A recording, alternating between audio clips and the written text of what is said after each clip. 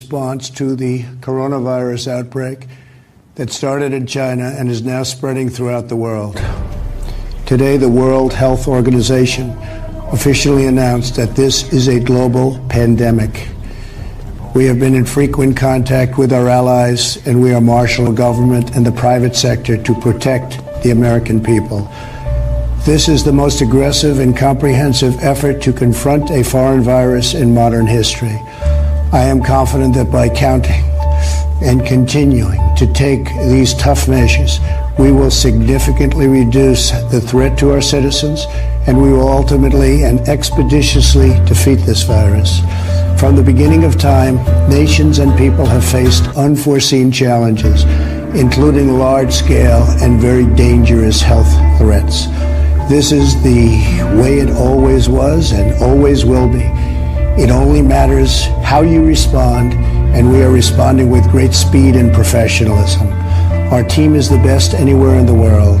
At the very start of the outbreak, we instituted sweeping travel restrictions on China and put in place the first federally mandated quarantine in over 50 years. We declared a public health emergency and issued the highest level of travel warning on other countries as the virus spread its horrible infection. Highest level of travel warning. Taking early, intense action, we have seen dramatically fewer cases of the virus in the United States than are now present in Europe. The European Union failed to take the same precautions and restrict travel from China and other hotspots. As a result, a large number of new clusters in the United States were seeded by travelers from Europe. After consulting with our top government health professionals, I have decided to take several strong but necessary actions to protect the health and well-being of all Americans. To keep new cases from entering our shores, we will be suspending all travel from Europe to the United States for the next 30 days. The new rules will go into effect Friday at midnight. These restrictions will be adjusted subject to conditions on the ground. There will be exemptions for Americans who have undergone appropriate screenings, and these prohibitions will not only apply to the tremendous amount of trade and cargo, but various other things as we get approval. Anything coming from Europe to the United States is what we are discussing. These restrictions will also not apply to the United Kingdom. At the same time, we are monitoring the situation in China and South Korea, and as their situation improves, we will reevaluate the restrictions and warnings that are currently in place for a possible early opening. Earlier this week, I met with the leaders of health insurance industry who have agreed to waive all co-payments for coronavirus treatments, extend insurance coverage to these treatments, and to prevent surprise medical billing. In the past 2 weeks, the number of cases of COVID-19 outside China has increased 13-fold, and the number of affected countries has tripled. There are now more than 118,000 cases in 114 countries, and 4,291 people have lost their lives. Thousands more are fighting for their lives in hospitals. In the days and weeks ahead, we expect to see the number of cases, the number of deaths, and the number of affected countries climb even higher. WHO has been assessing this outbreak around the clock, and we're deeply concerned both by the alarming levels of spread and severity and by the alarming levels of inaction. We have therefore made the assessment that COVID-19 can be characterized as a pandemic. Pandemic is not a word to use lightly or carelessly. It's a word that, if misused, can cause unreasonable fear or unjustified acceptance that the fight is over, leading to unnecessary suffering and death. Emergency rooms are being overwhelmed with patients showing signs of what's being done to the Syrian. These treatments will significantly reduce the impact and reach of the virus. Additionally, last week I signed into law an $8.3 billion funding bill to help CDC and other government agencies fight the virus and support vaccines, treatments, and distribution of medical supplies. Testing capabilities are expanding rapidly day by day. We are moving very quickly. The vast majority of Americans, the risk is very, very low. Young and healthy people can expect to recover fully and quickly if they should get the virus. The highest risk is for elderly population with underlying health conditions. The elderly population must be very, very careful. In particular, we are strongly advising that nursing homes for the elderly suspend all medically unnecessary visits. In general, older Americans should also avoid non-essential travel in crowded areas. My administration is coordinating directly with communities with the largest outbreaks, and we have issued guidance on school closures, social distancing, and reducing large gatherings.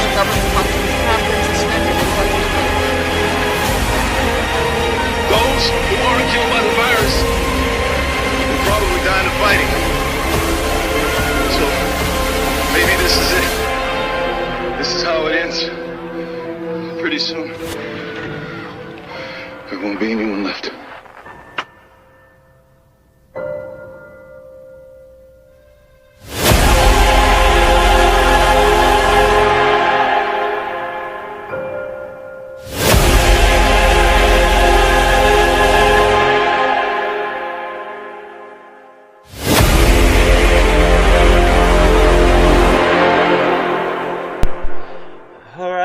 Working, I hope, and bizarrely it's terrible weather outside. Hot, humid, disgusting, gross.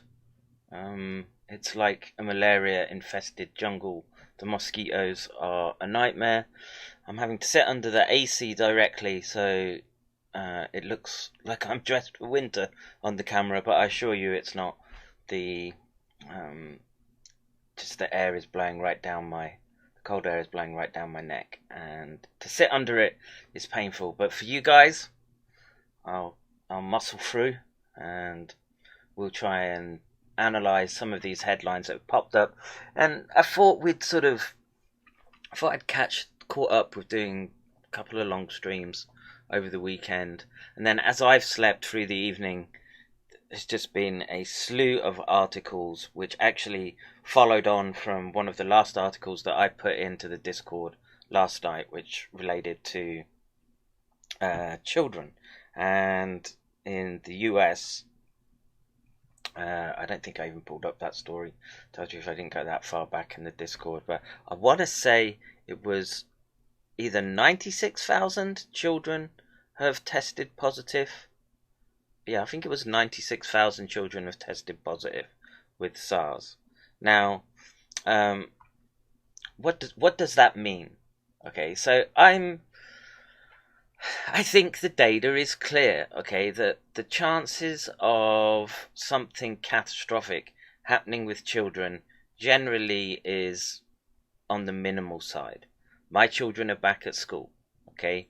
But our children wear masks, so there's a difference there, and I do think that the overall effect is likely to manifest most likely as flu type illnesses in kids.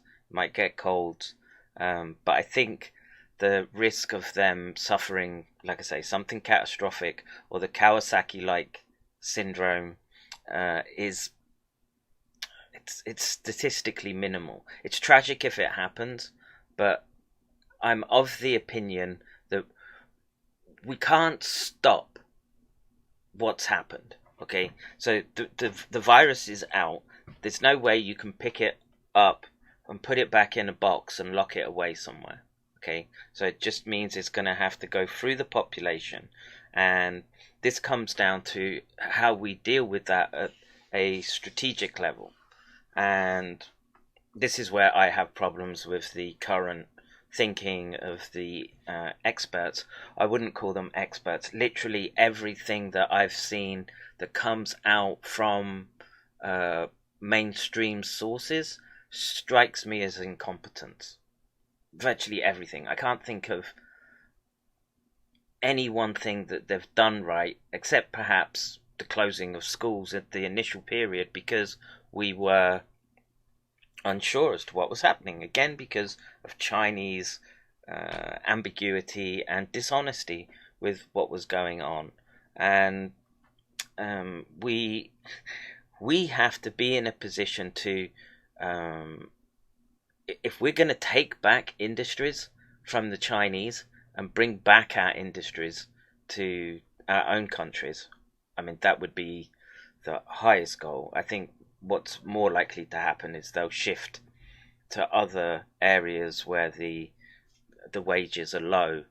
But I think I'm more for, well, you know, I come out and say, I've said it enough, I'm a nationalist through and through, and I think that tariffs should be put into play to make sure that communities that helped build the industries in the first place, that made these corporations able to survive at the national level, because you have to maintain parity. Okay, already I'm going off tangent with respect to kids, but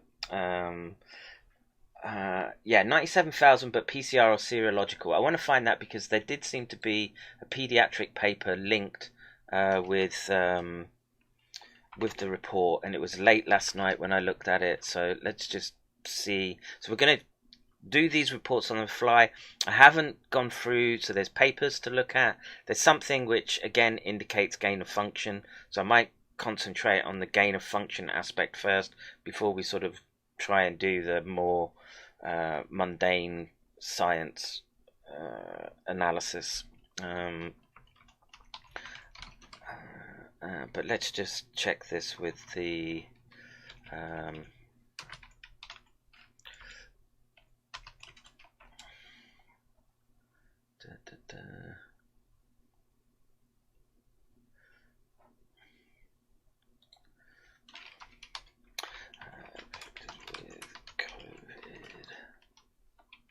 unaffected. I suck at typing this morning.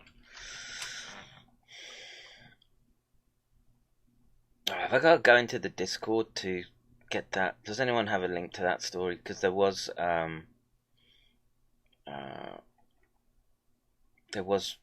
indications that, oh, this might be it.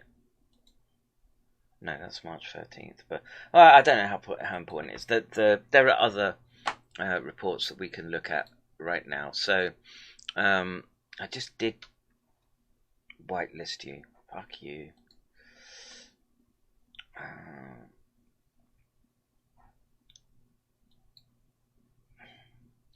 So new evidence suggests young children spread COVID-19 more efficiently than adults. So 2 new studies from different parts of the world have arrived at the same conclusion. Young children not only transmit SARS-CoV-2 efficiently, but may be major drivers of the pandemic. And do I have to really Alright, let's try again. Wow, there are 14, 15, 16, 18 ads they want to serve me on this. Don't run on this page, please. Okay. The first of which, published in JAMA yesterday, reports... Oh, fuck you.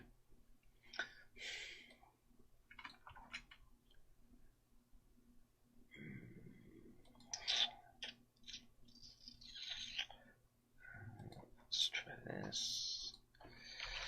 Alright, so... the first, which was published in JAMA yesterday, the second a preprint. Where's the JAMA one? Okay, let's have a look at that. This probably might be a bit more precise with what it is that they want to suggest. So, age-related differences in nasopharyngeal, severe, acute respiratory syndrome, coronavirus, 2 levels in patients with mild to moderate coronavirus. And so I'm guessing this is from PCR testing. So, children are susceptible to infection with SARS, we know this, but generally present with mild symptoms, we know this compared to adults.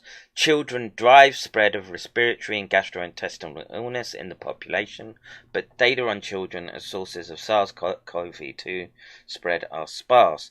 Early reports did not find strong evidence of children as major contributors to SARS-CoV-2 spread, but school closures early in pandemic responses forwarded large-scale investigations of schools as a source of community transmission. Well, it might have thwarted it, but there has to be some sort of common sense that you're... they have the same biology, right? There's not that much difference between a child and an adult, so we have to presume that they're at least going to be carriers whether they're ill or not.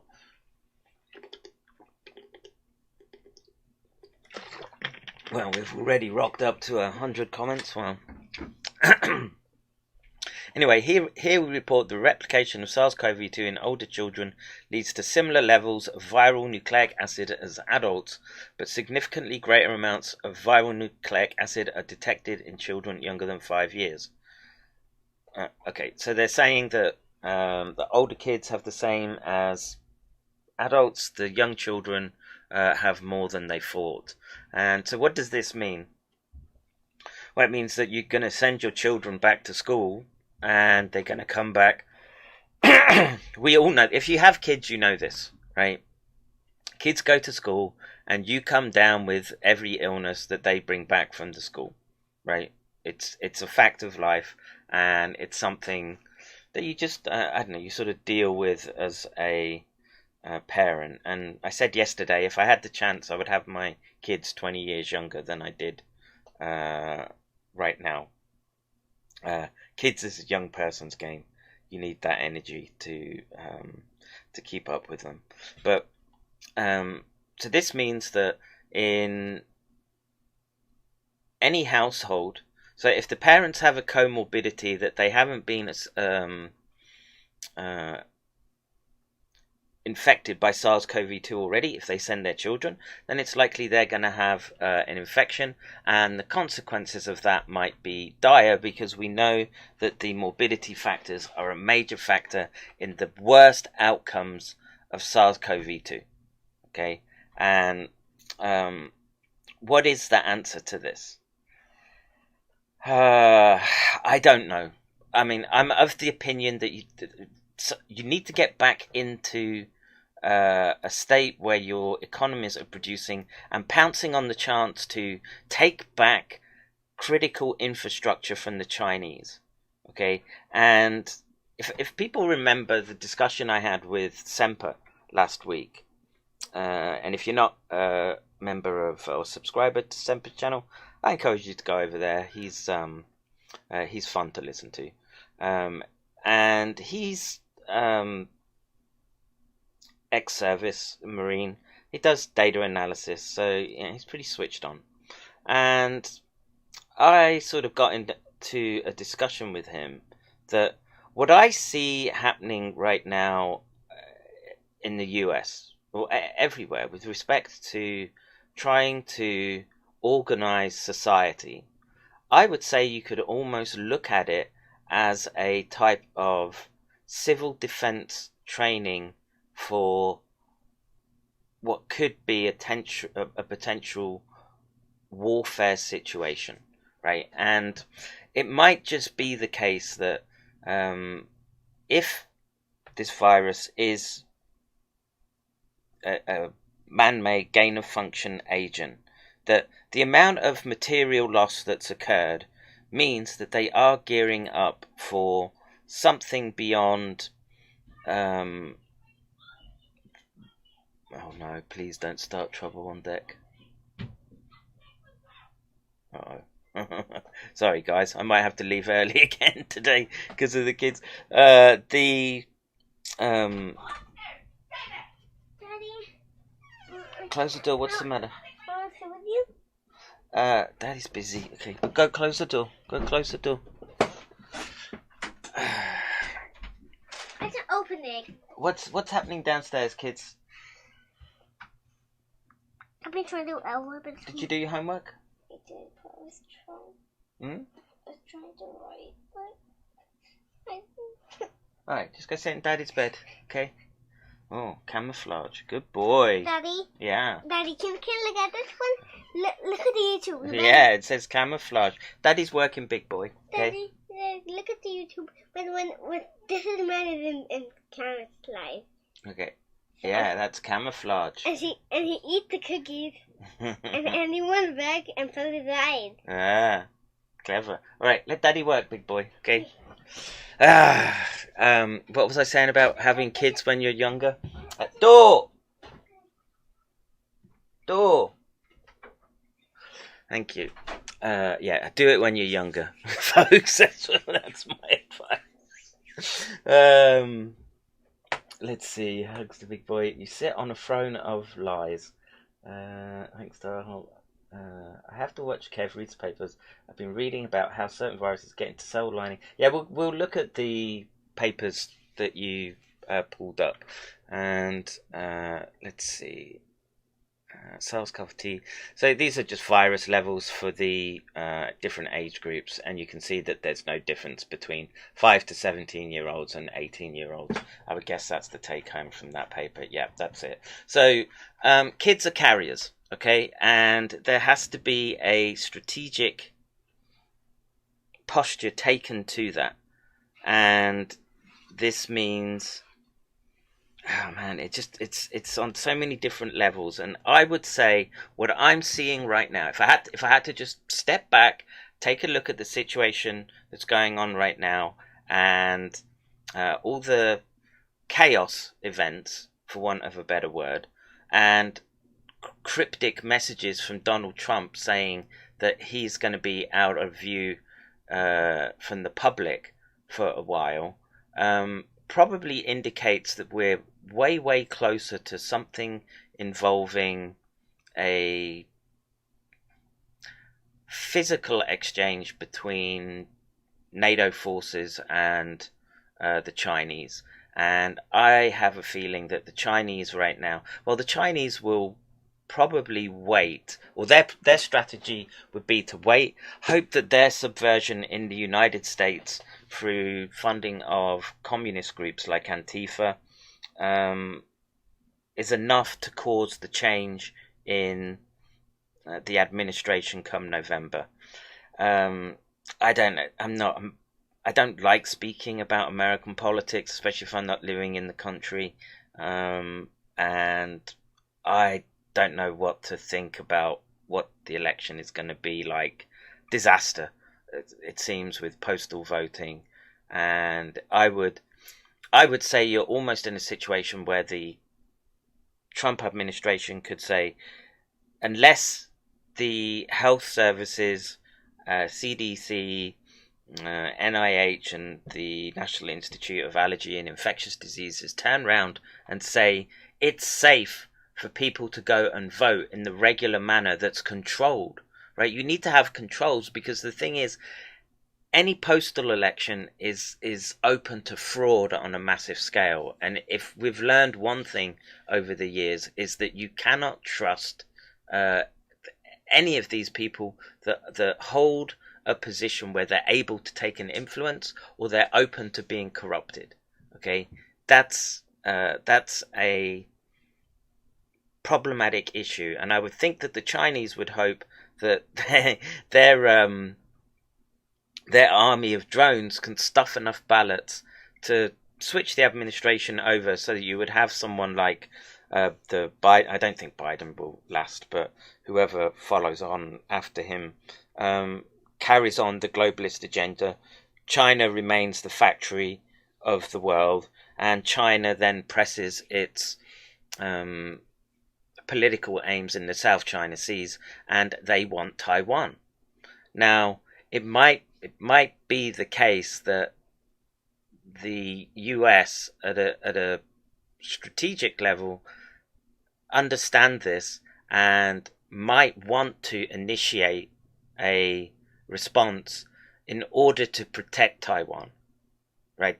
And I hope they do, because if they don't, if the West doesn't protect allies, okay, and the West doesn't protect its citizens under, like I say, I'm squarely in the nationalist camp, okay, as countries, and you being a organized political or social group defined by your culture, boundaries, your genes, okay. I know that's more difficult concept for consensus countries, Commonwealth or United States, but the European countries where you have an indigenous population, you know, those are indigenous groups, much like African tribes or even the Japanese, right? My kids live in Japanese, I live in Japan, but it's bloody obvious that we're not Japanese, right? The phenotype is way, way different to their phenotype. So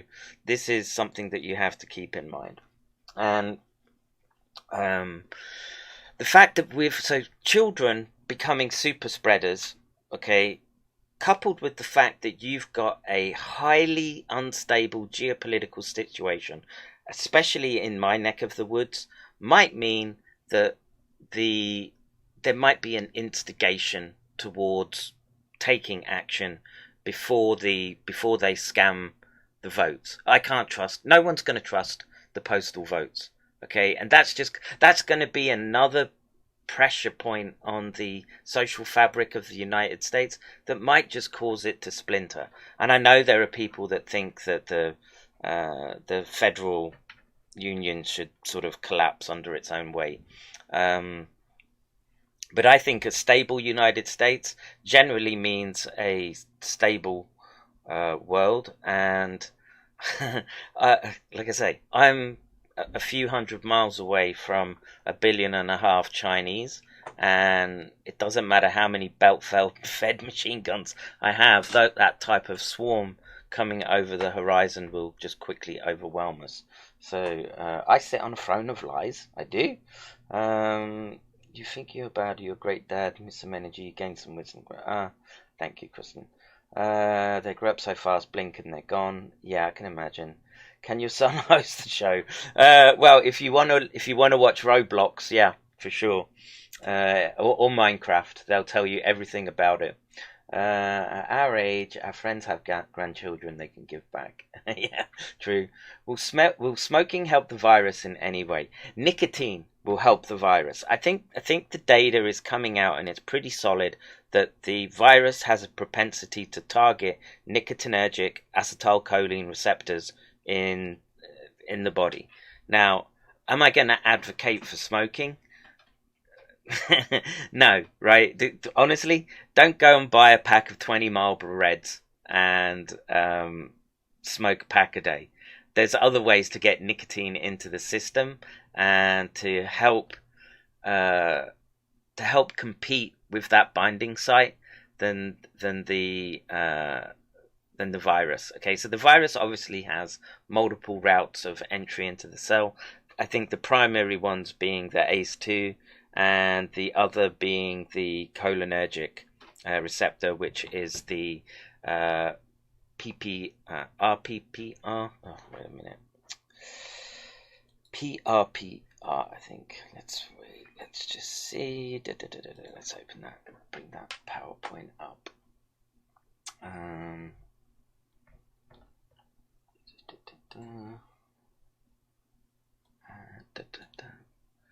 PRRA repeat. Okay, so let me just try and explain this to people again. So, because when people see this at the bottom, SARS-CoV-2 protein is analogous, okay, to alpha cobra toxin, alpha buttongrotoxin, rabies virus G protein, alpha cobra toxin, HIV GP120. It doesn't mean that the virus has all these components in it.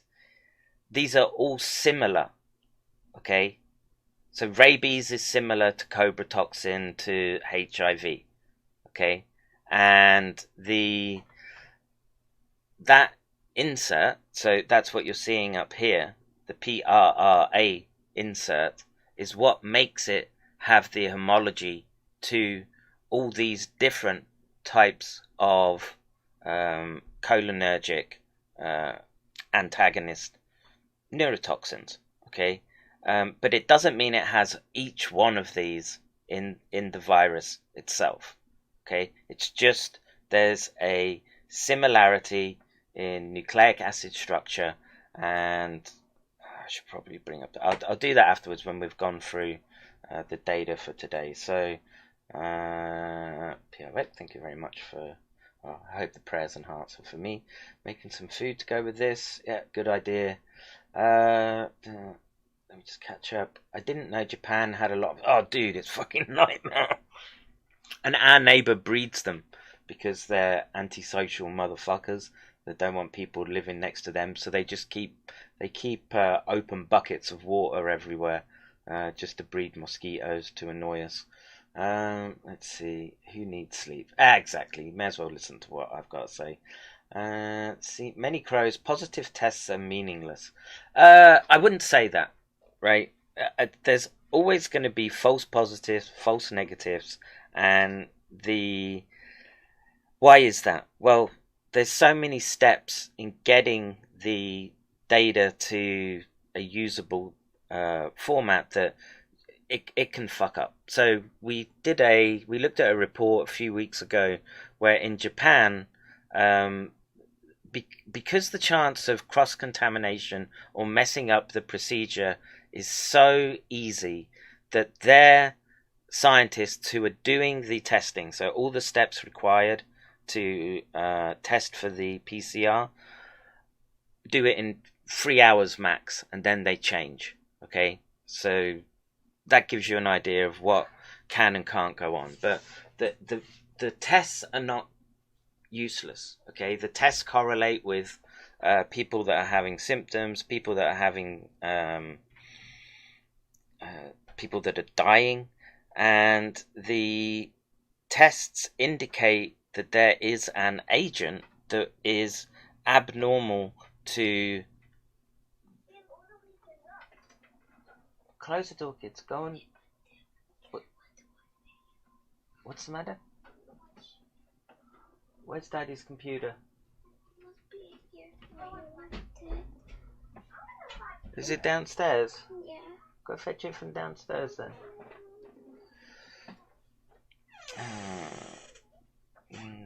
Let me see. How is it that all of a sudden kids are getting sick? After all these months of being told kids are fine. This is contra info on every aspect, is doing my head in.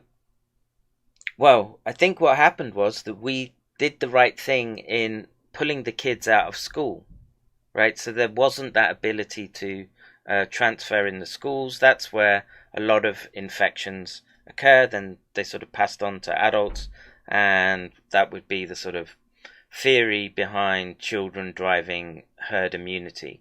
Now, what we've done is we've let the kids back to school, and as a consequence, the virus is now spreading quickly between them because children don't have the instinct to keep distancing. They want to play together, and well, in Japan they are they're more disciplined. They wear masks, and they are Daddy? yes, big boy. Can you put a clap on me? Daddy's working, big boy. What did Daddy tell you? I want to sit with you. Okay, go sit on sit on Daddy's bed. Okay. I don't want to sit on your... Here, have a mint.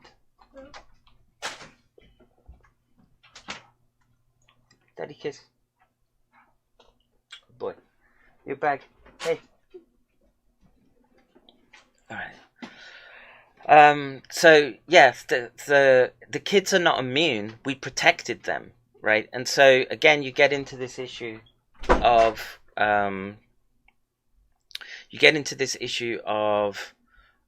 how much can you read into the statistics at any one time. And I said yesterday, it's a miracle that you're able to just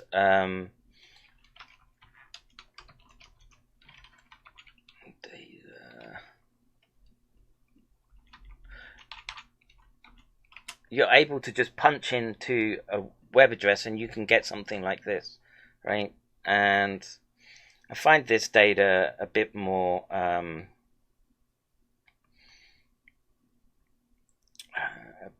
detailed than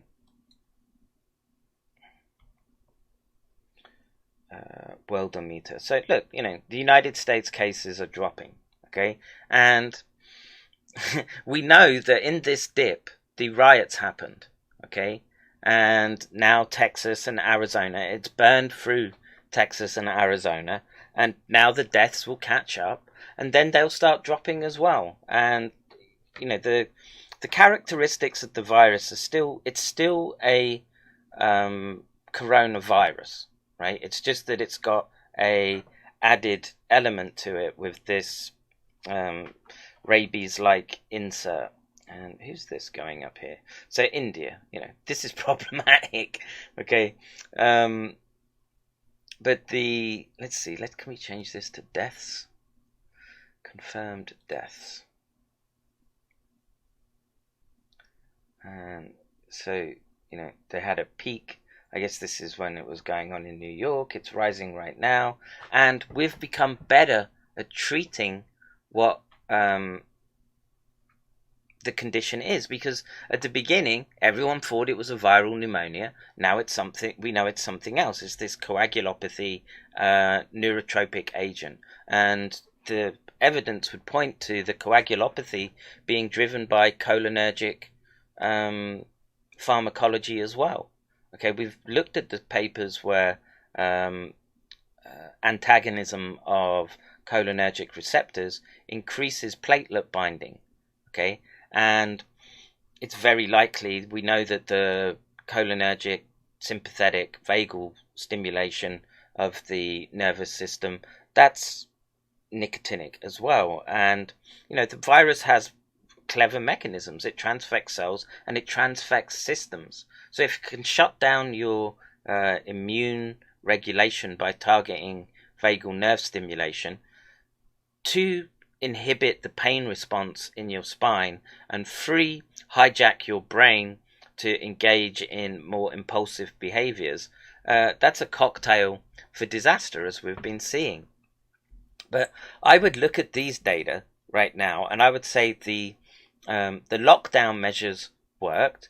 There's a kickback occurring as things have reopened, and there's the consequences of the southern states not taking the defensive postures that other countries have taken in. I want to see Spain. Spain.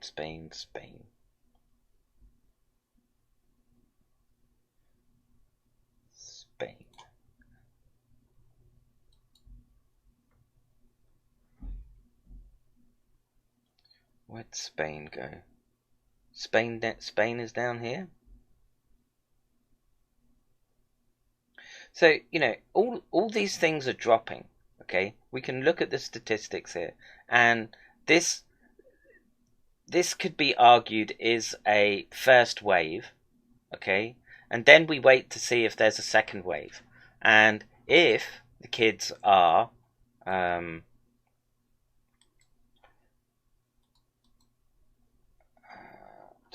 we did that one. Let's look at this one. So this is a preprint, but contact tracing during phase 1 of the COVID-19 pandemic in the province of Trento, Italy. Key findings and recommendations. So I think they're going to say that kids are spreaders. So introduction: contact tracing is a key pillar of COVID-19 control. How do I feel about contact tracing?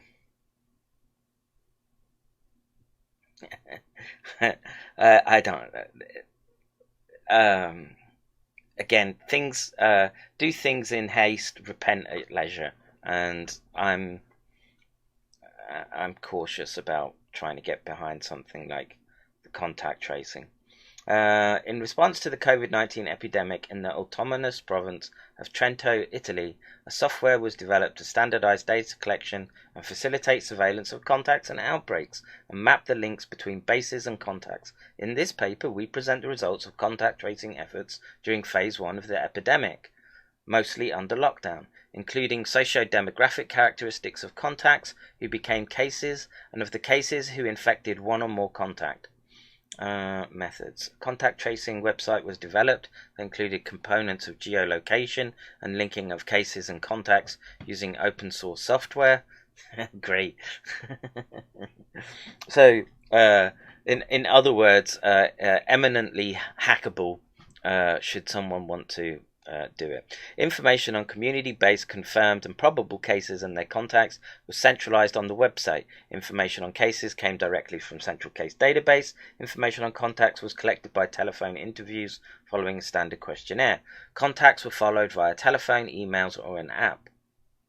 The results: 2,812 laboratory diagnosed community cases of COVID-19 had 6,690 community contacts, of whom 890 developed symptoms. So it's not that much, 13.3%.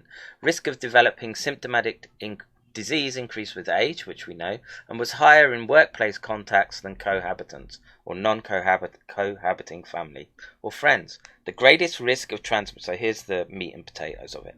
The greatest risk of transmission to contacts was found for the 14 cases. Less than 15 years of age, 22.4%. 8 of the 14 who ranged in age from 1 to 11 years infected 11 of 49 contacts. Overall, 606 outbreaks were identified, 74% of which consisted of only 2 cases. Although childhood contacts were less likely to become cases, children were more likely to infect household members, perhaps because of difficulty of successfully isolating children in household settings. And it becomes exponentially more worse when you want to isolate children in school. So let me just check this quick message.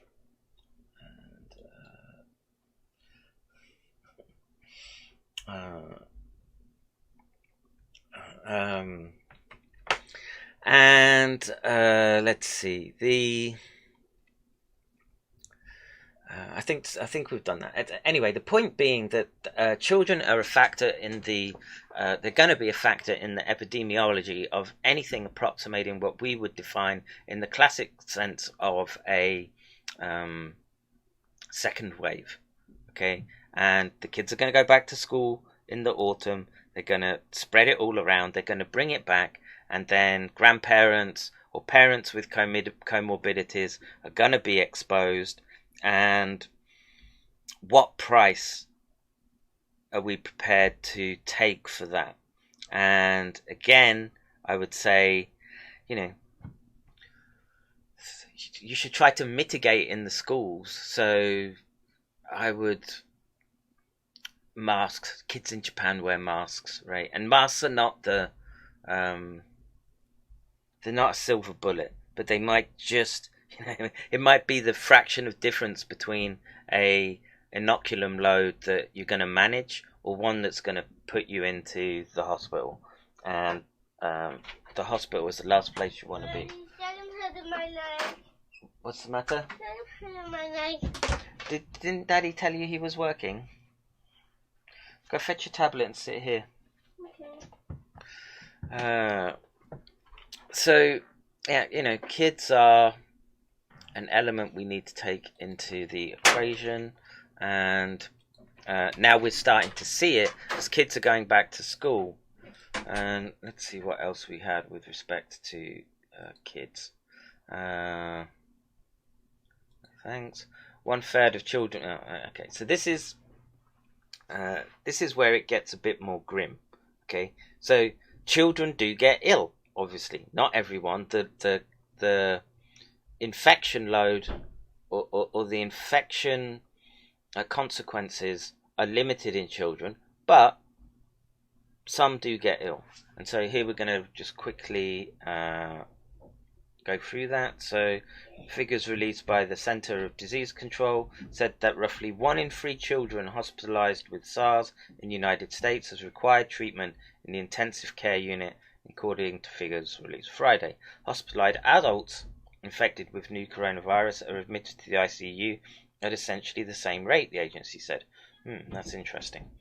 However, adults are about 20 times more likely to need hospital care, that we know. Although the cumulative COVID-19 associated hospitalization rate among children is low compared with that among adults, children can develop severe COVID-19 illness. You know, I don't have good answers for this, right? You can't get rid of it now, okay? Now, you just get a chair, or you sit on this, okay, and you play. Good boy, okay? And be quiet. Let's see. The findings were based on data from Hospitalization Surveillance Network, a surveillance system that monitors laboratory confirmed cases and hospitalization in 14 states. I'd like to know which states they are. Over that nearly 5-month span, 8 children for every 100,000 in the general population was hospitalized. Now, so the figure is low. For adults, that figure was 164 per 100,000, which is a bit more concerning. We did that bit about the same. Being the same, the COVID-19 hospital. Okay, so the COVID-19 hospitalization rate for children, however, increased 4-fold over the nearly 5-month period and were highest for children aged 2 and younger at roughly 25 per 100,000 in the population. That is really disturbing information. So, the babies are suffering. Yeah, and again, there's this racial component to it. So nearly 30% of children hospitalized between March and July were black. Can you say black? Is that allowed? And 46% were Hispanic. More than 40% of the hospitalized children also had an underlying chronic health condition. Okay, so comorbidities are a problem again. But the issue is, as a culture, are we prepared to stand here and say, oh, well, we'll just let those with the comorbidities take the brunt, and we don't care? And I'm of the opinion that we should probably think a little bit more about the karmic impact of throwing the infirm to the wolves. So let me catch up with the questions. Darlene says, a family member has it, sadly. Well, I'm sorry to hear that, Darlene. You can contact me. You can contact me anytime. You know, you can DM me. You do anyway, so, but if you've got a question. PC has an assessment on Trump withdrawal. Paul Cottrell's assessments are mostly nonsense. With his nuclear bomb warnings yesterday, his proclamations of second waves, he literally is just doing everything for clicks, and I would just discourage people from listening to what he has to say, because then in the end it all comes down to go to his store, buy some vitamins or some fullerene or silver that's been bulk bought in China. Trump said he won't be seen for a while, then did a presser for the next day. If Trump gets another 4 years, it's going to be funny as shit. Yeah, I think so. And if he gets removed because of postal voting, I would imagine the consequences are going to be dire. In the if you need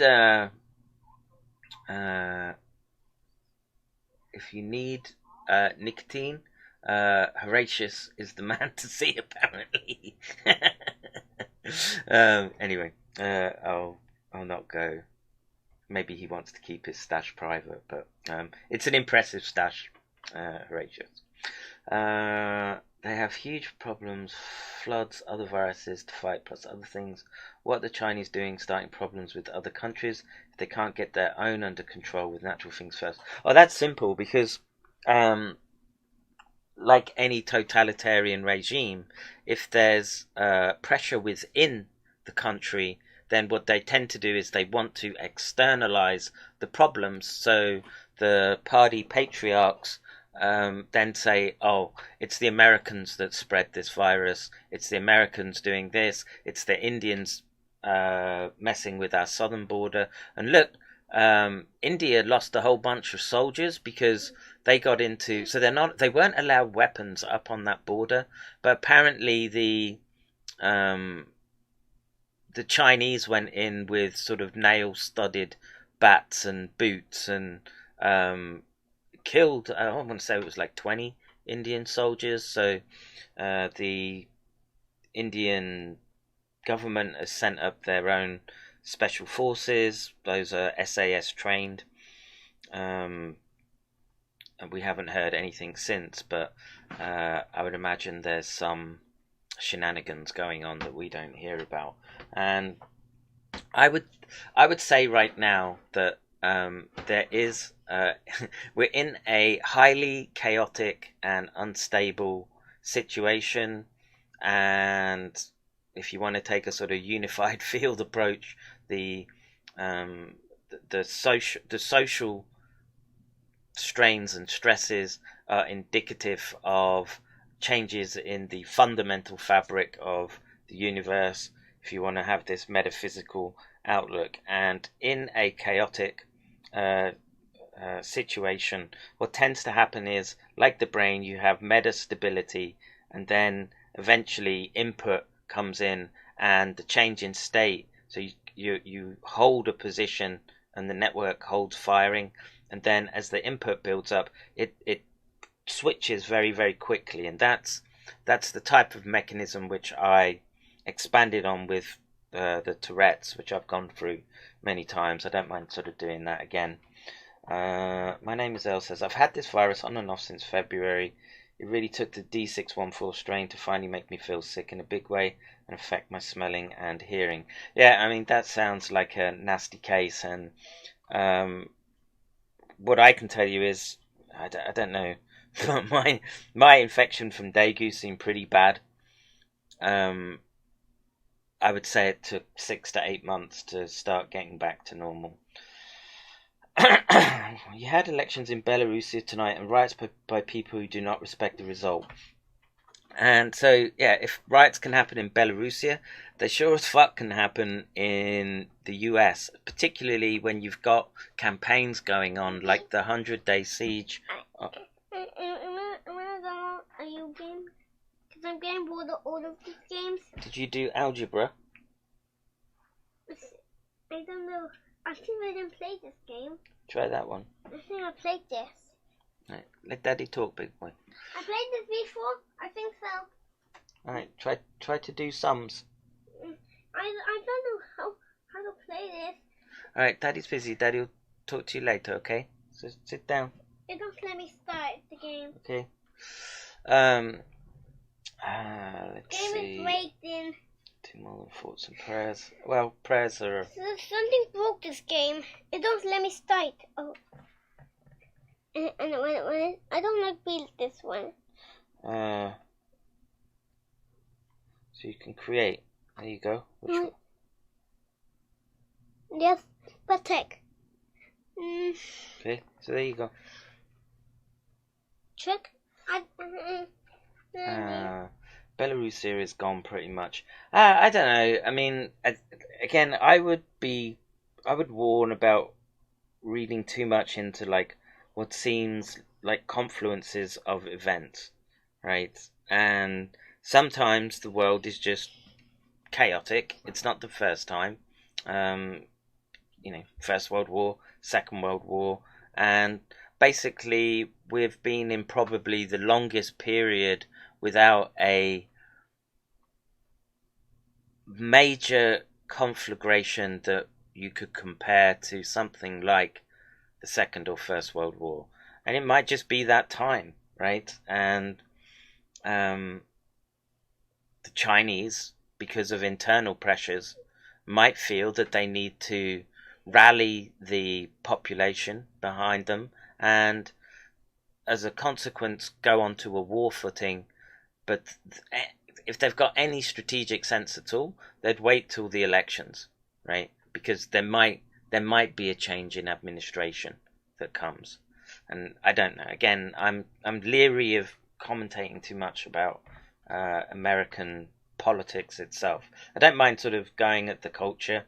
And I think the politicization of a mask, if that had been done at the beginning, for sure as shit you would have been like Japan. Nothing shut down.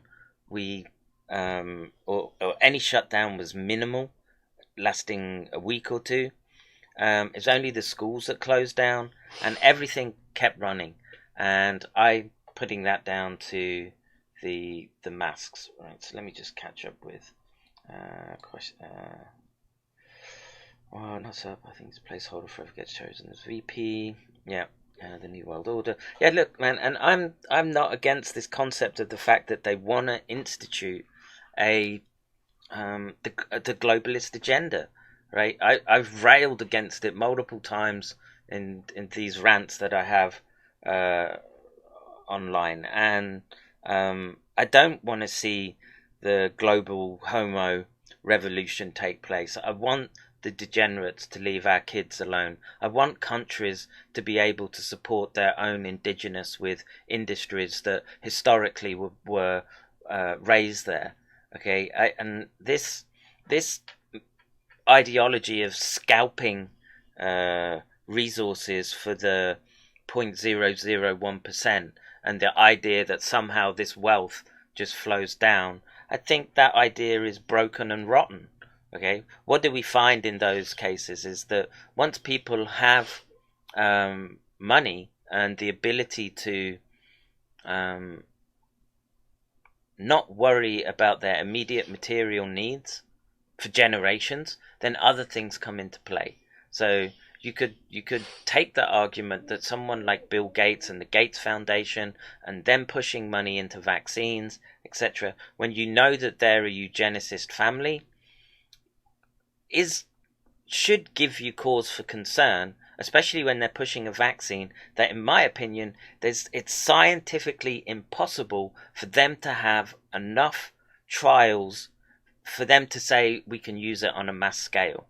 So what are they going to do? They're going to do like the HPV vaccine in India, which ended up crippling loads of teenage girls for a disease that it's problematic with respect, especially the brain component, because no one thinks of it, and I worry about the impact of behavior in the immediate sense. So look at the roving mobs that you've got rampaging across the US, Britain also. I don't really follow much with European politics, but I imagine France is having a pretty tough time too, and I don't want to see that. I want a nationalist type world, okay? And to me, that's summarized brilliantly in Japan. It's a homogenous nation. It works very well. I understand that I'm a guest in the country, but I worked here, and I married a Japanese woman, and my children, although they don't look Japanese, are Japanese citizens. Okay. I don't know how to play this game. I don't know if you have to put that there. I'm only 100. So you can add a card from the deck. Okay. I'm at 9 level. Okay. So then you can put that one there.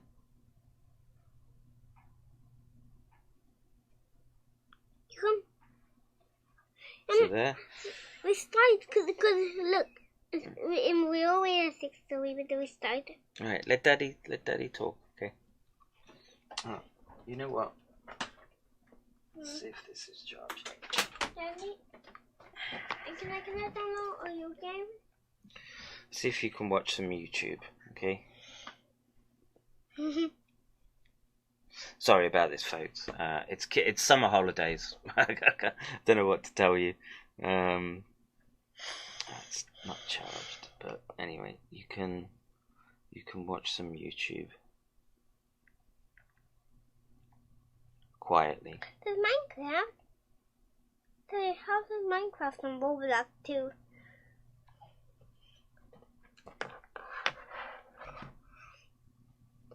Where's the mouse? I want to play. Why is keyboard not working?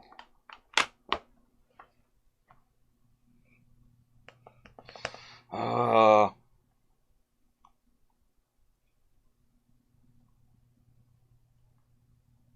No internet.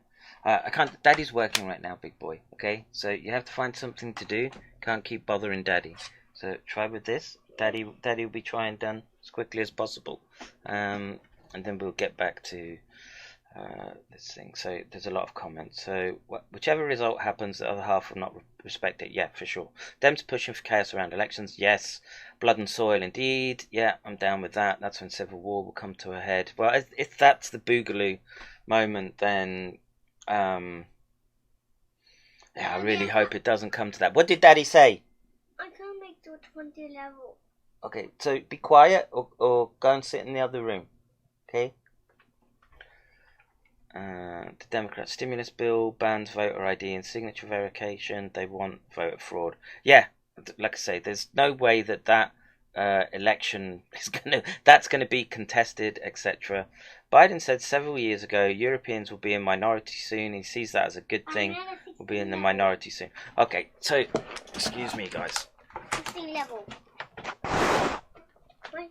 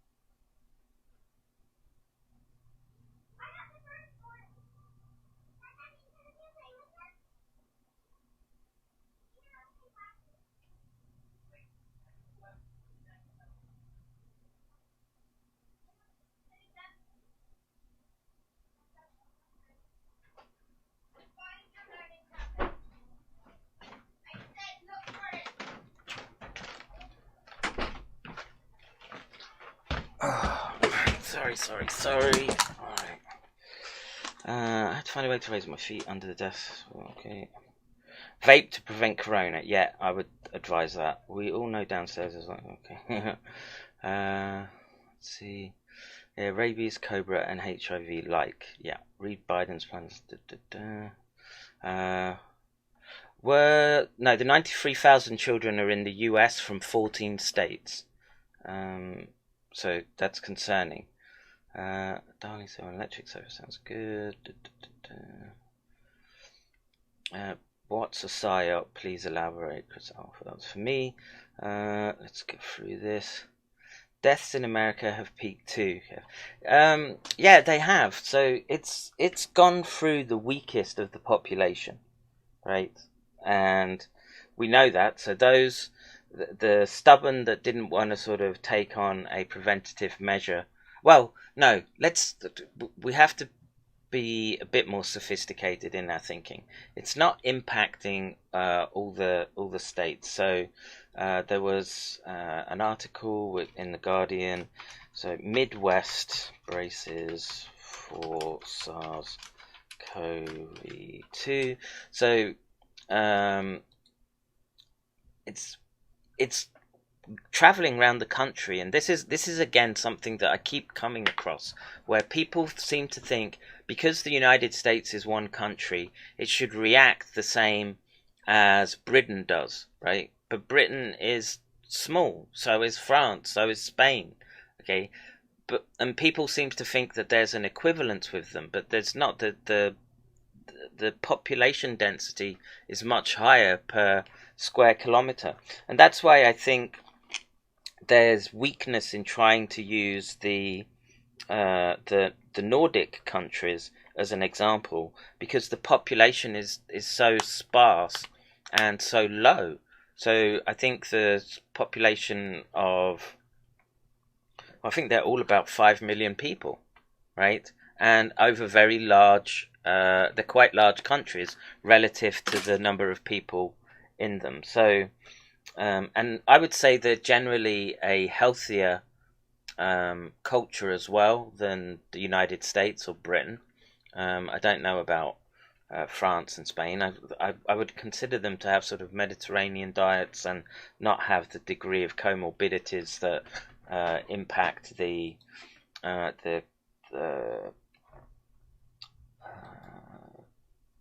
UK. So let me quickly try and go and scroll through this. So deaths may be dropping now, but you can't.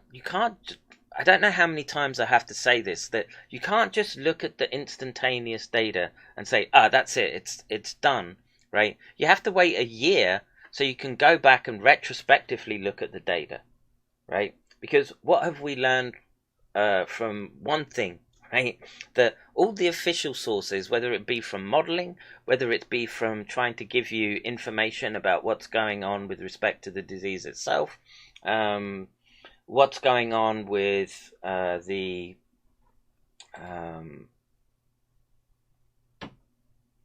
culture war, for want of a better word, with respect to riots and the Fentanyl George movement. This becomes a these all become factors in trying to unravel this situation, and that was my attempt when starting this channel, was to try to take all these factors and look at them and try to put them into a coherent context and say, well, where are we heading with respect to the next 2, 3 months, 6 months? I think projections beyond that, you may as well just again talk about aliens and Wookiees. And my general concern and feeling right now is that I think we're probably closer to conflict than people realize with China, and they're probably using, like I said, if this was a agent that the People's Liberation Army have been tinkering with for 10 years since finding it in the mines in Yunnan, okay, and they've put in these inserts, okay, and we're going to look at some more data with respect to possible tweaks that have been done in the laboratory, okay. That's already called meeting the requirements for casus belli, that you've got a cause to go for war.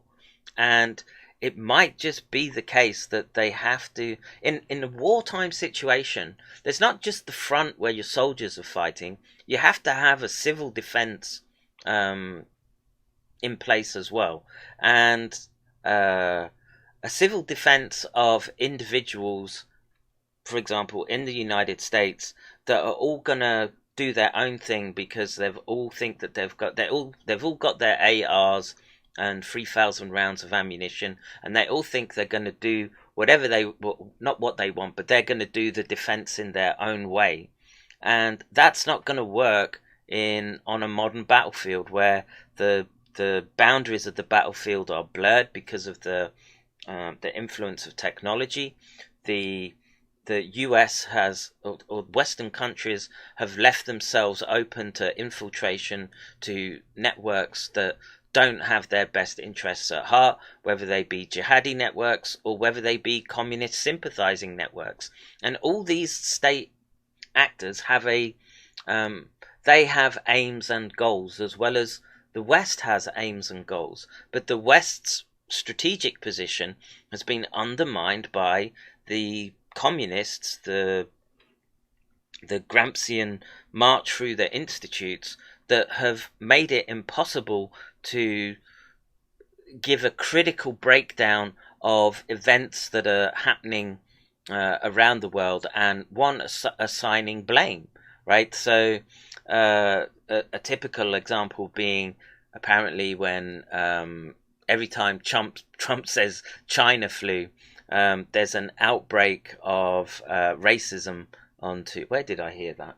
I think it was on Joe Rogan's show. Some I don't remember his name. David Cho, some bizarre Korean anyway, and this is the problem where you have these consensus type nations where they seem to think that the being a citizen just means coming in and sort of accepting the civil constructs of that country. And it might sound like a nice idea on paper, but it's pretty damn obvious. And I'll use the UK as an example. Okay, we have been infiltrated by hordes of Pakistani, Afghani Muslims from, and India as well, and they've literally created their own little Bantustans in the big cities that you're not welcome in.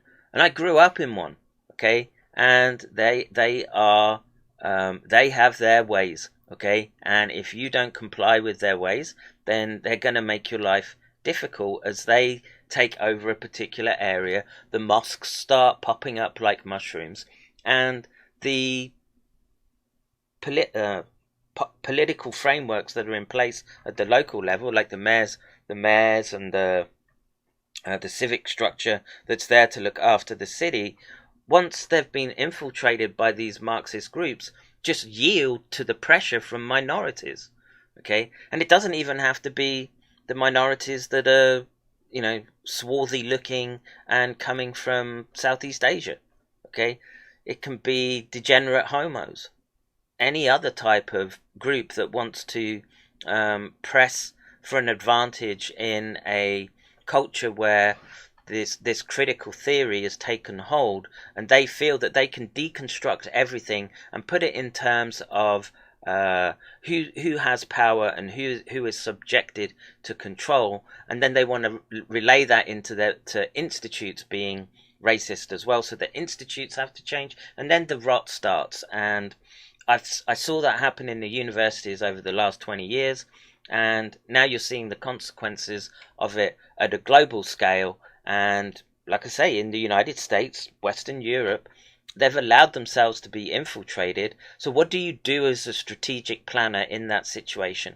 Well, you have to have civil defense, because if it comes down to a slugging match, you need the population. You can't just have an army. You have to have a infrastructure in place to make sure that you've got supply lines to the military that you want to make sure that the enemy that you're fighting doesn't breach your lines, as well as control for the subversive element within.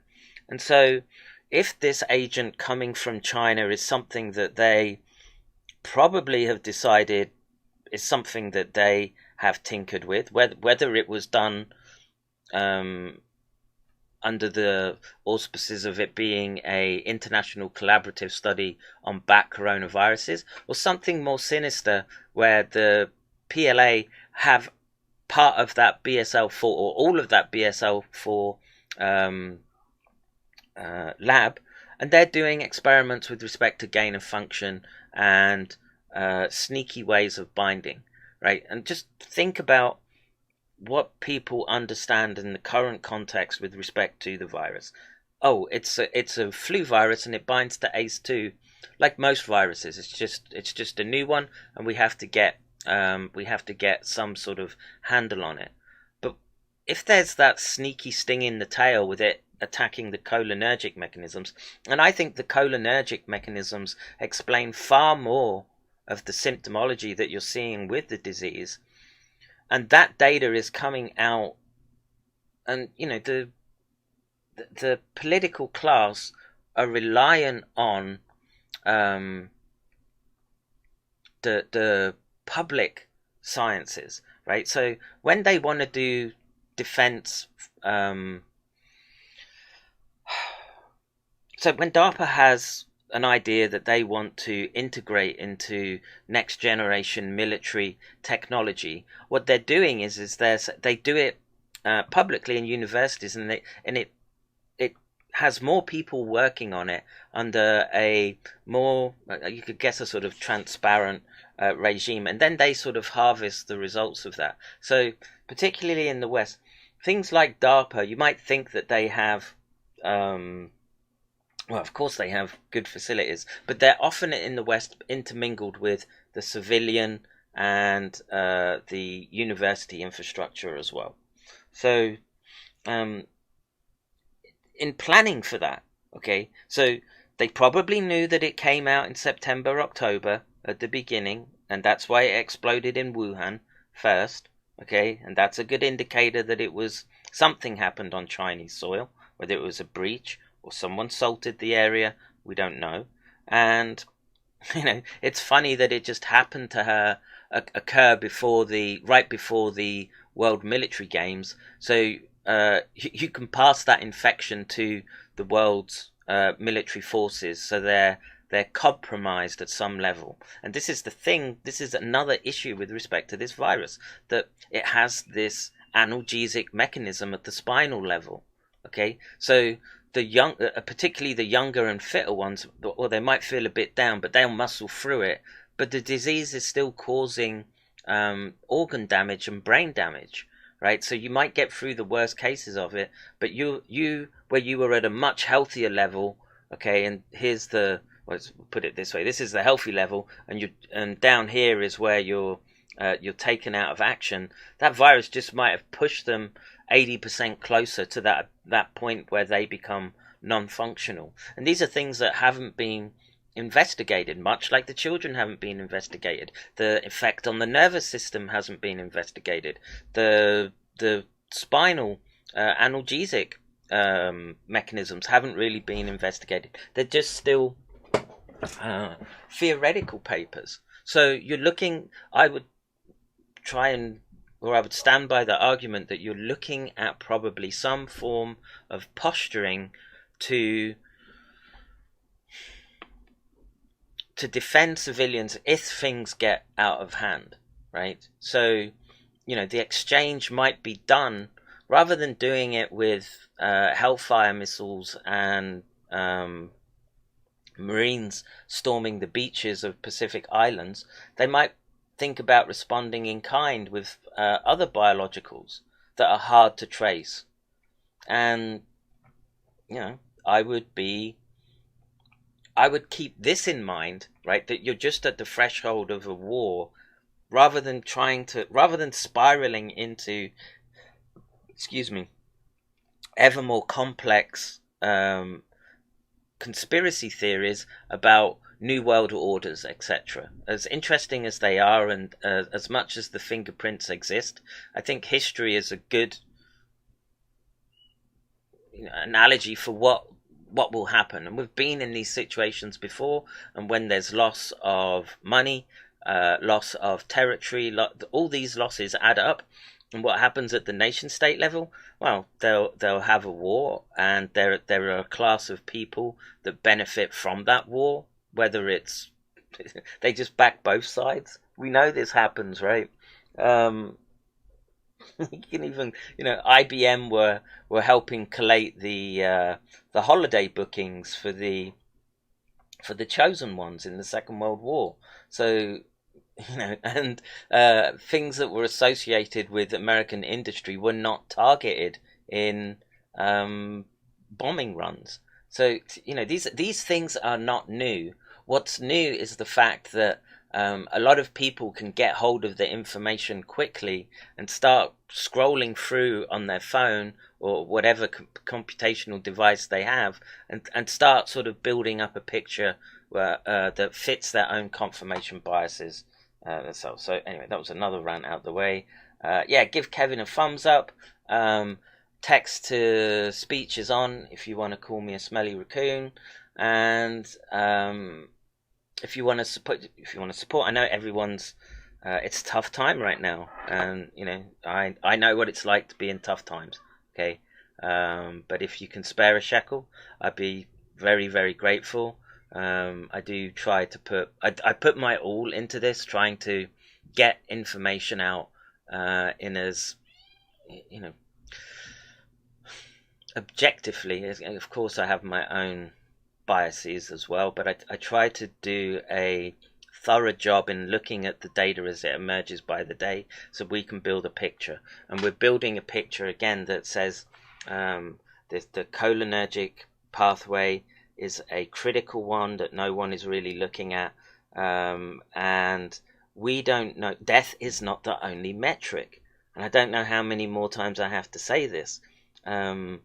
If you've got a lot of your population carrying an asymptomatic and they don't feel it, and they're carriers for we don't even know how long they carry, right? Or how long it suppresses itself. So anyway, let me just try and Margaret Hunter says contact tracing app in Australia is a dud and costs millions. Yeah, for sure, man. This is, and people are grifting this whole situation. It's disgusting. Same with the vaccine makers, etc. Big bust COVID app. Getting late here. Got a flight. Johnny, you take care. Germany is threatening to take children out of the home if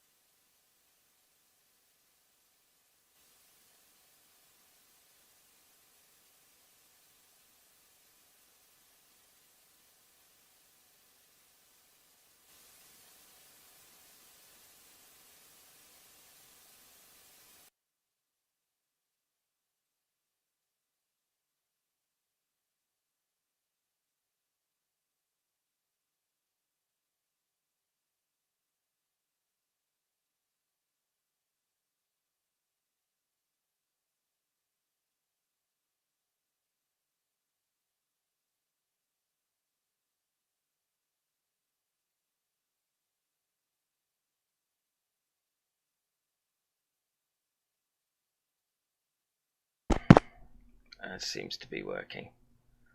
Working. Test.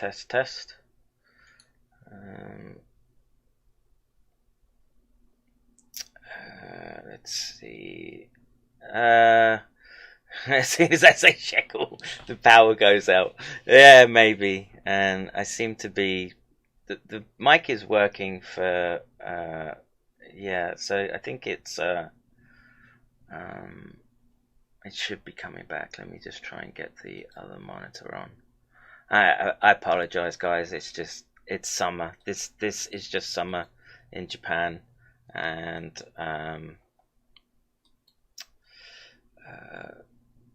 it's high pressure with the kids as well.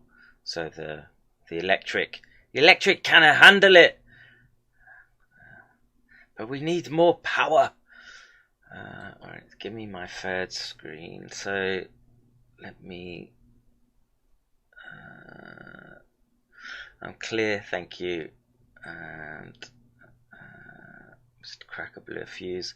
Well, I didn't blow a fuse, it just trips out. And, you know, we're just...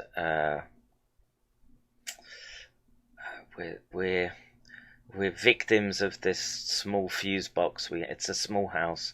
It's a small fuse box, and yeah, you go to war with the army you have, not the army you want. And yeah, I really wish I had better equipment and better electricity, all that kind of stuff. But you've still got to get in there and mix it up. Alibaba solar panels needed with a sub panel for streaming. Yeah, I mean, I would like that. I really would. Just way out of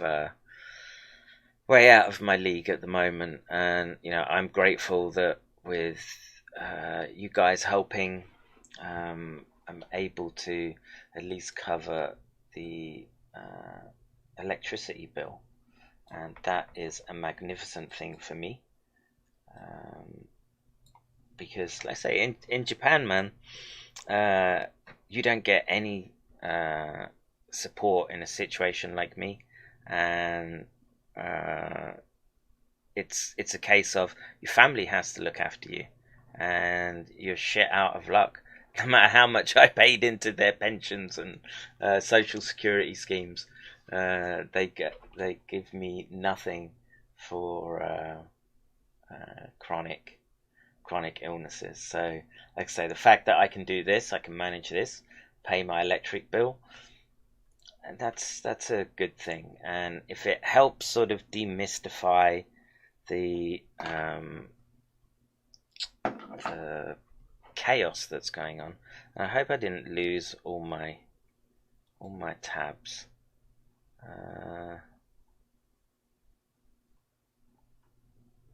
Maybe I did. No, oh, maybe these were the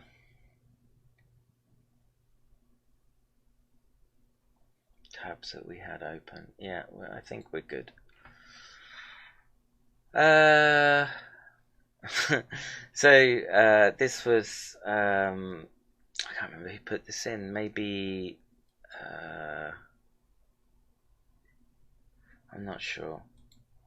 Whoever put this in the Discord, but this is what you're getting in doctor's office. Okay, so the truth about COVID-19 increase in Texas. Because the cases of COVID-19 were declining, the CDC changed the definition of COVID-19 to influenza-like illness, ILI, to count positive cases. This includes deaths from pneumonia, influenza, or COVID-19.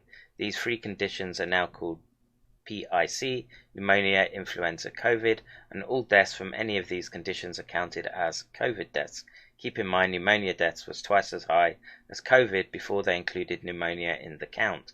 In addition, they are now counting anyone who's been in contact with someone who has been, regarding the contact tracing, etc. But let's just, let's have a look at the CDC, and here we can see that we have a peak in excess deaths, and they might be pneumonia related, because SARS is a pneumonia related disorder. And like I say, I've shown you yesterday, so in Twitter, let's just see if he's responded, but there's this dude that's convinced that it's all a scam, and let's just see.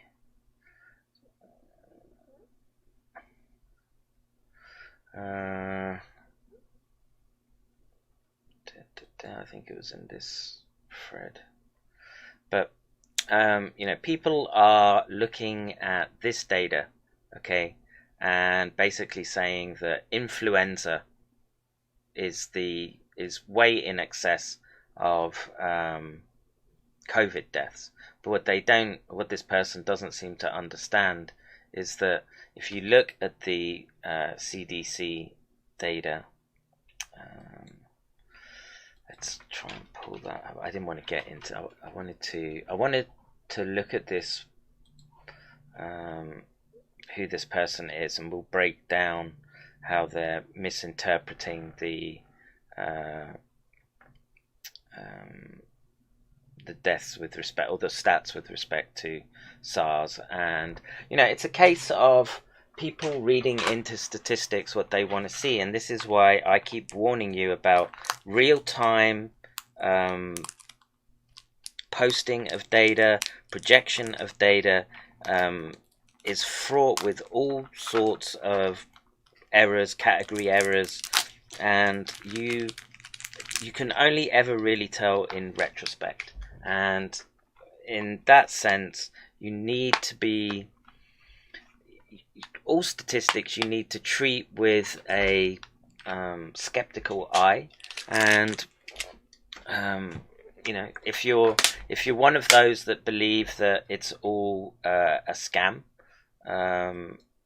you have to check your sources, because if you're going to listen to someone like this who's obviously distorting, so he's taking data from let's see if I can find that.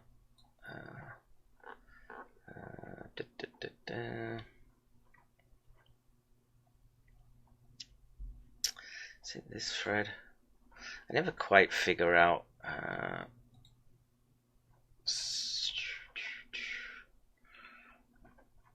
SARS Twitter, whether I'm responding to or which posts are responding, and where it's increasing a oh god, I can hear the kids going again. I can't find it right now, and it wasn't what I wanted to discuss this stream anyway. I'm just babbling while people come in, so we might have a look at this. Denmark says no benefit to masks. Tranny vagabond.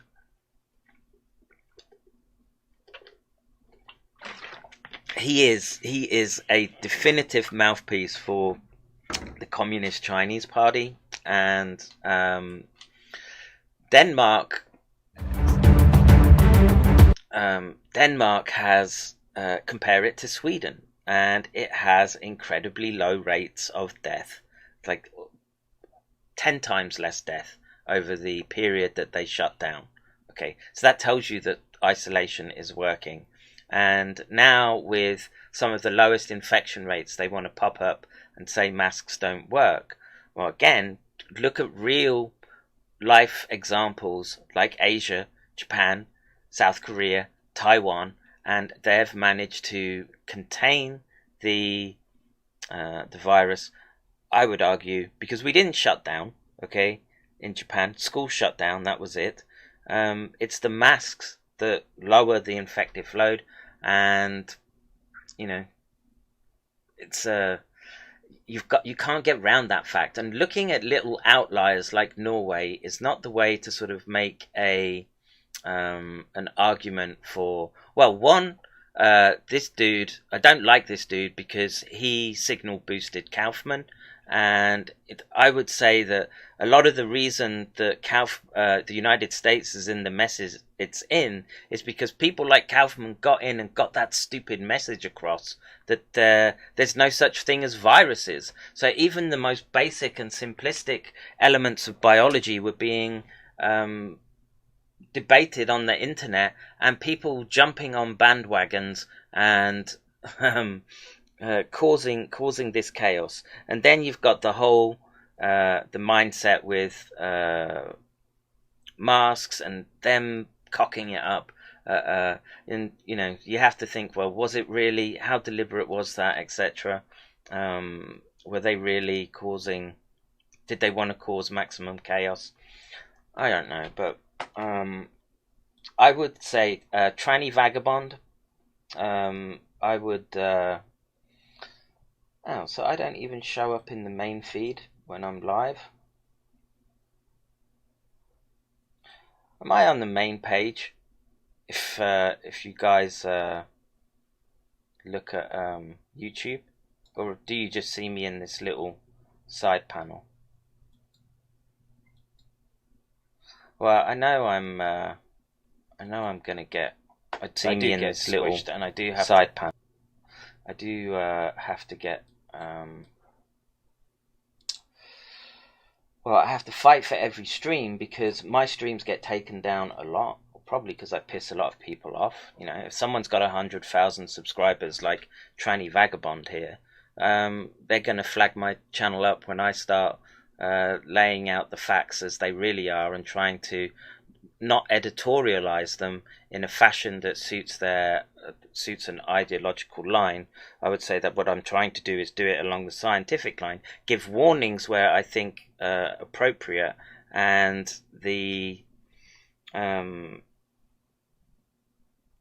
and try to look at it at a big picture level. So places like the United States, where they do tend to act like they're in a bubble, understand that there are other places in the world, they have different responses and different reactions, and this can help you tune your response in a more coherent fashion. So where were we before with I want to just try and get on with what I was talking about, which is the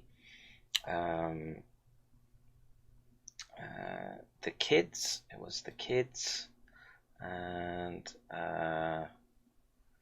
oh yeah, this was an interesting case. So 7-year-old boy in Georgia died, okay, and they would say there's just one thing.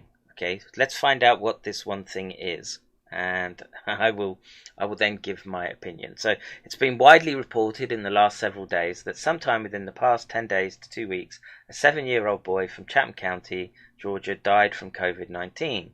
If the media didn't say the child died from COVID-19, they reported he died of COVID-19 or of coronavirus. Even Fox News declared a 7-year-old boy from Savannah, Georgia, with no underlying conditions, became the youngest victim to die from the coronavirus. Like Fox News, virtually all the media repeatedly reported that the child had no underlying conditions, even my local radio station repeating the deception every 30 minutes for hours on end, which among other conservative program carries the Rush Limbaugh show, helped perpetuate this latest example of Wuhan virus fear porn. Well, let's find out if it's fear porn and what we were dealing with respect to this child. Where were we? However, the AP went on to say the boy had no other chronic health conditions according to data released by the state. The boy's death comes amid nationwide debate about the risk that children face in getting infected or spreading coronavirus, particularly as the school year begins. The implication is that schools should not reopen, full sports should not be played, and America must remain in shutdown mode. I don't think America should remain in shutdown mode. I think it needs to be more pragmatic and tactical in how it opens. If not for our own sake, we must do it for the children. Will no one think of the children? As is often the case with so many things when it comes to the Wuhan virus and the drive by media, few things could be farther from the truth. As of late Friday evening, except for one Savannah TV station, whose more accurate accounts I first found via Facebook, I could find no drive-by media telling the whole story on this tragic episode. WTOC reporter Syria Sandlin provides some crucial details on the 7-year-old's death that the vast majority of the media has so far ignored. New information on child COVID death. We have some new information about the youngest COVID-19 related death in Georgia. A 7-year-old African-American boy died in Chatham County recently. Here's what we know.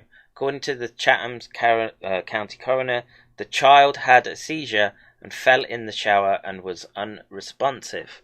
Now, a seizure tells you a lot, right? What is one of the key symptoms that we should be looking for if it's a neurotropic agent? It's seizure states, okay? And if there had been no seizure states prior to the infection, I would be very, very skeptical that he somehow just developed epilepsy and fell and died. Maybe the seizure and banging his head in the shower didn't help. Falls are often a problem with people that do have grand mal epilepsy, but the seizure is one of the key indicators which I keep trying to explain to you guys that you should be on the lookout for as a indicator that the virus is penetrating into the nervous system.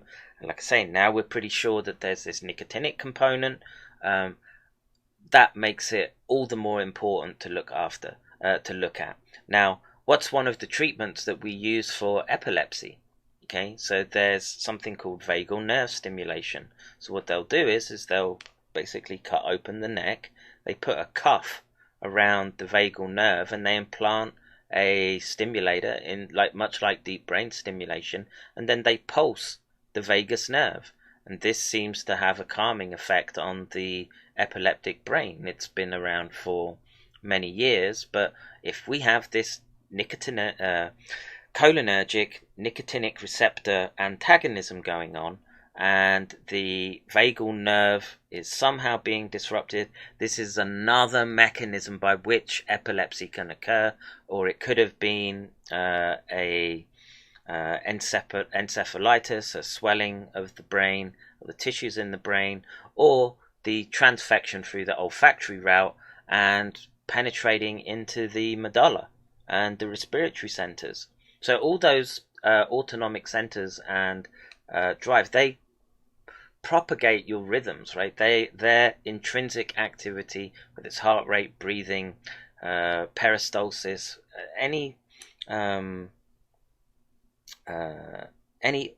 automatic behavior is part of the autonomic nervous system, which has the parasympathetic and the sympathetic branch. And if I was the parents, I would want to be, let's say, might not be COVID, he might just have developed SARS, but this fits the pattern and needs to be put into that box where it needs researching. Now, if it was my child, I don't think I couldn't bring them to autopsy. I don't know if they would do it out of a matter of course. Maybe they did. I don't know. But if they did do it, they should check for these, and they're not going to look, right? So what did we learn from the MRI paper, right, with the people that are long-term survivors that show the microstructural changes? The paper, it's in their Discord, that Chris found in eClinic, published by the Lancet. The damage is not all over the brain; it's in particular regions. So those limbic regions associated with olfaction are a key feature that you need to look for. And if the coroner in Chatham County, I don't know what Chatham County is like, but it might be East Bumfuck, wherever, Georgia, right? And they might just sit on the porch playing banjo, and the coroner is the vet as well. We don't know this, okay? All we know is that a child that's been diagnosed, has had a positive COVID test, had a seizure and died. And a seizure is no joke. You can die from a seizure, because once everything's gone chaotic, the jaw will lock up, they'll choke, they'll swallow the tongue, breathing gets dysregulated. All these things are a potential once you start messing with the brain. And I realise I don't have my chat up. Where's Discord gone? Please don't switch. Let me get in here. And do we have people back? People watching?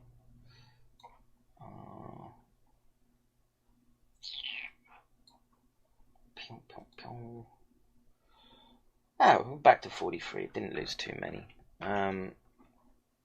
And my voice is still a bit hoarse from last week, so we might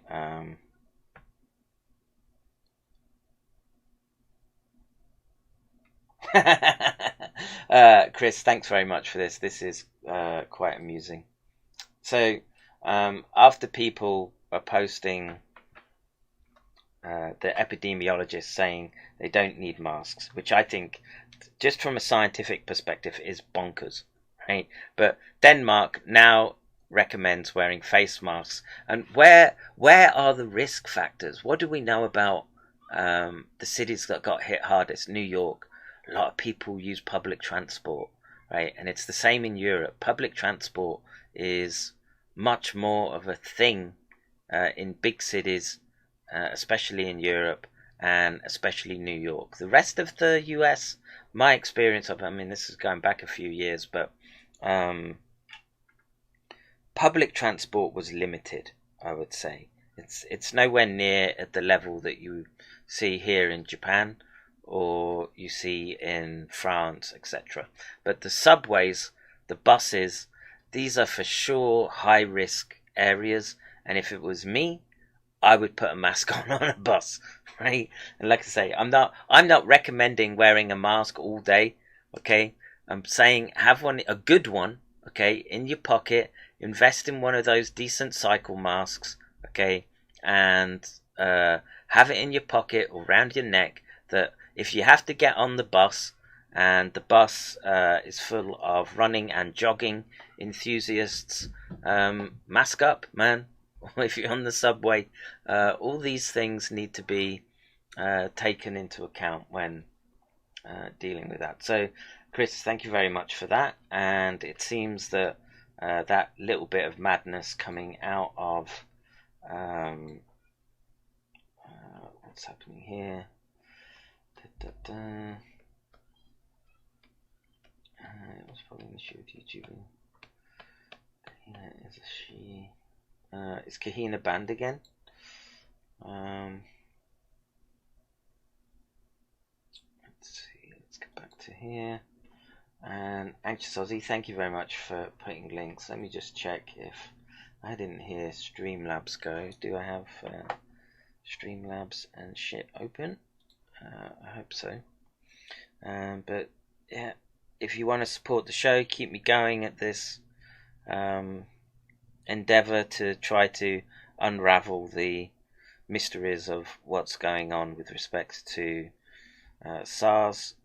Every penny helps. I know everyone e-begs, but you know, I look at the people that are just pushing conspiracy, and the amount of people that listen to that to me is stunning. It's, you know, I liked it as entertainment, you know, because who didn't grow up and like watching the Twilight Zone or whatever, you know, there were always sorts of mystery shows on TV, and then that got took on by the internet and amplified, and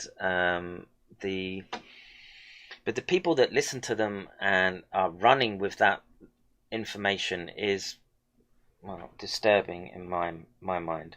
So let's just try and crack on. Oh, and I wanted to check if anyone had been generous, and someone has. Let me just make sure that I say a big thank you. Dave, most generous of you. Thank you very much, and really appreciate it. It helps me keep going, and things are tight. And you know, here's another thing, that if we're going to sort of step outside and look at the broader picture, okay, and this is why I have been saying that once we'd understood the disease dynamics with respect to the epidemiology, with a rough idea, I think we should have been moving towards getting critical infrastructure back up and running. I'm not sure whether restaurants count. Oh yeah, maybe they do, right? Some people need those to go eat, right? And small businesses need to run, but I don't know.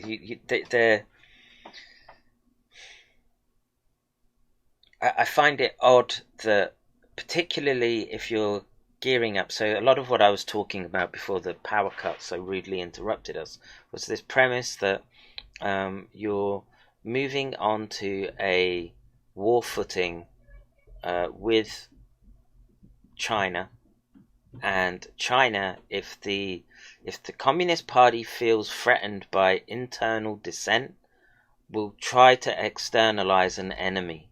So they might just think, oh, we'll make a move for Taiwan. They took Hong Kong. No one batted an eyelid. Yeah, there were protesters in the streets, and yeah, it was being pushed by potential neocons on our side. But the fact is that the one country, two systems idea, which had been put in place to help protect help sort of balance out the predations of the Chinese Communist Party, were just steamrolled. Okay, and that shows you how the Chinese communists work. And let's see, deaths for children below 14 drop like a rock. Well, deaths for children have never been that high, and deaths isn't the only issue, Kahina. Right? This is I don't get how many times do I have to say it to people?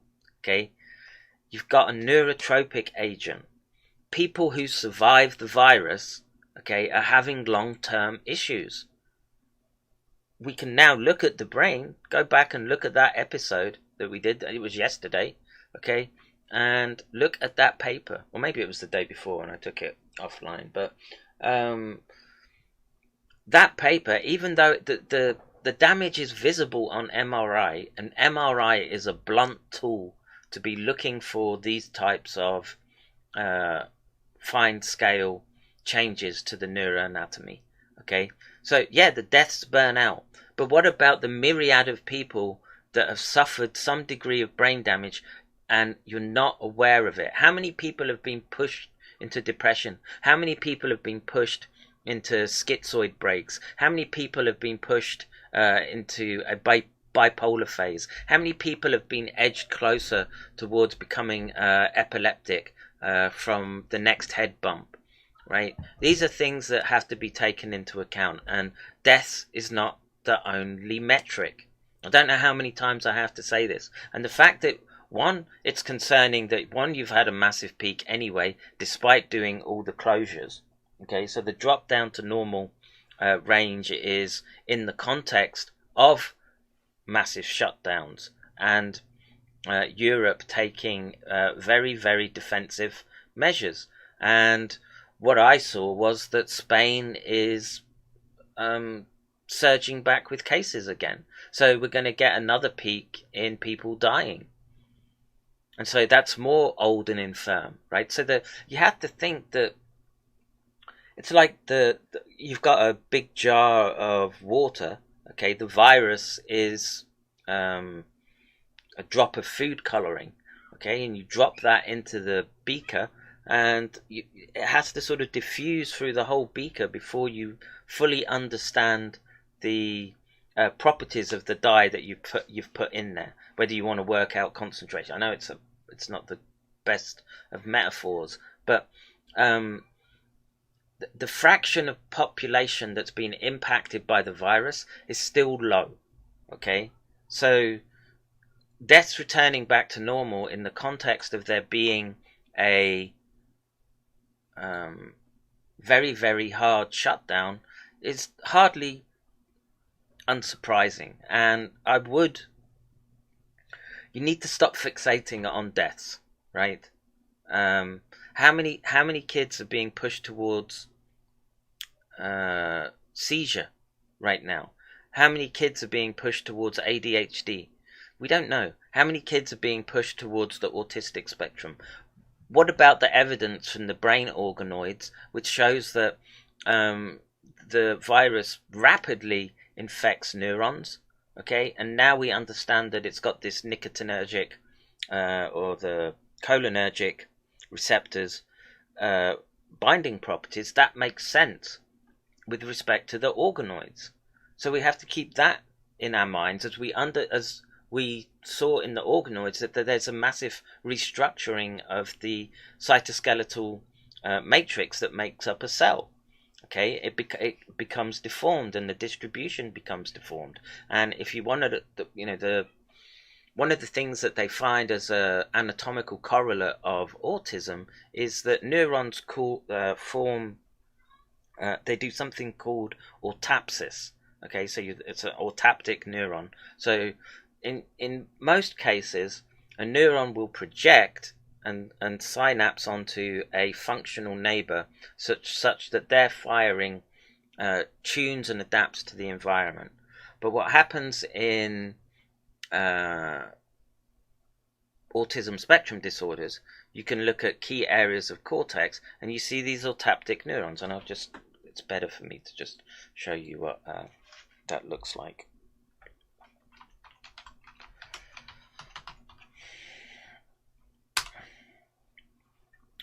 So it's a self-stimulating neuron, right? Can we just open that, please? And it's thought that autistic children have more of these types of neurons. Okay, and it kind of makes sense, right? So what's the features of autism? It's a sort of inward-looking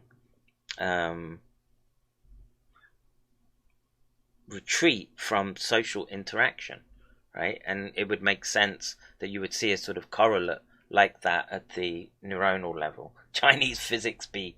Thank you very much, Chinese physics B. Much appreciated. I just wonder if we can see a real life example of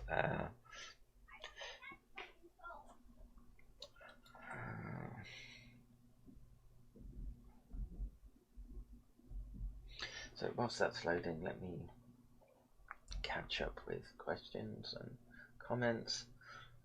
Would a small electrical charge box help with computer? Yeah, I mean, if I had one of those backup power supplies, that would be really great, but they're expensive. Daddy, Yeah. Shopkins is actually bullying us with the Wii remote control. The second one, he's pressing home and home again, pressing home again, so I can get rid of it. But he's keep on doing it. William, come here. William.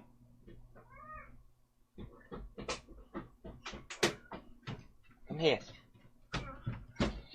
What are you doing with the Wii controller? Hey! Be a good boy. Hey, look at Daddy. Be a good boy. Okay? Yes? Don't play games. You want to play, right? Yes? Hey. Stop. Okay, here you go. Be good. Close the door. Thank you. Alright. Where was I? Pictures. Hey, let's have